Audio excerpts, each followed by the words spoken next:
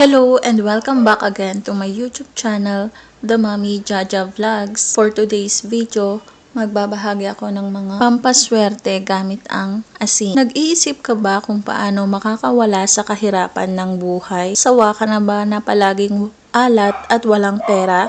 Masipag ka namang tao pero parang kinukulang pa rin. Laging sakto lang para sa pamilya. Marami kang pangarap pero kayod kalabaw. Parang ang hirap, mabigat ang takbo ng buhay. Marahil ang iyong tahanan ay may nakaakibat na kamalasan o may mga negatibong enerhiya sa iyong lugar ng tahanan. Kaya kahit anong gawin na pagsusumikap ay wala't wala pa rin. Mayroon akong isi-share na ritual pampaswerte, gabay para makawala sa anumang kamalasan at mga negatibong enerhiya na nagpapabigat at nagpapahirap sa inyong buhay. 3 malakas na ritual para makaakit ng pera gamit lamang ang asin. Tama ang narinig mo dahil ang simpleng sangkap sa kusina na ginagamit sa pagluluto ay isang malakas na sangkap para makapag-akit ng pera. Ang asin ay laging nagagamit sa ating pang-araw-araw na buhay na kung minsan ay nakakalimutan natin na ito ay isang makapangyarihang elemento at maaaring gamitin bilang kakampi sa ating buhay. Ang mga kristal ng asin ay maaaring maglabas ng mga electromagnetic wave na sumisipsip ng masasamang enerhiya at may kapangyarihang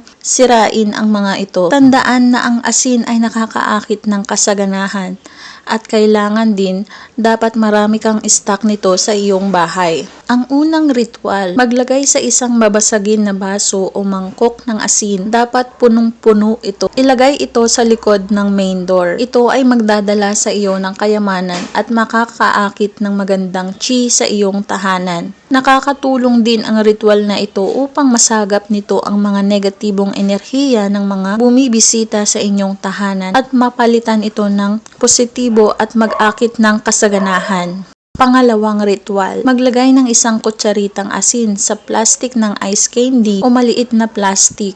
Saka naman ito ilalagay sa wallet. Sinasabing ito ay isang makapangyarihang paraan upang mabilis na makaakit ng pera gamit ang asin. Palitan lamang ito pagkatapos ng 10 araw o kapag nakita mong ito ay natunaw, agad na itong palitan at gumawa ng panibago. Dapat makasanayan mo ang paggawa nitong ritual na pampaswerte at asahan mong magbabago ang takbo ng iyong pamumuhay. Pangatlong ritual, kung palagi na lang mailap ang kaperahan at kung magkaroon man ng pera, ang bilis ding mawala o maubos.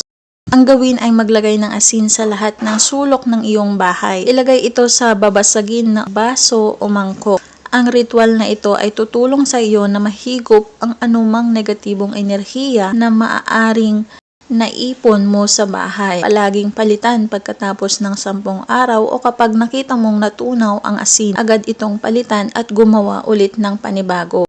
Tandaan, mahalagang gawin ang mga ito sa umaga, papaskat ang araw, sa oras ng 6:30 AM hanggang alas 8 ng umaga. Pwede din itong gawin tuwing new moon at full moon. Kailangan meron kang 100% na paniniwala sa lahat ng ritual na pampaswerte na iyong ginagawa at lagi pa rin sasamahan ng sipag at tiyaga. Magsumikap, magtrabaho at dumiskarte sa buhay. Higit sa lahat, laging manalangin sa Poong May Kapal. Ang mga ritual na ito ay magsisilbing gabay lamang.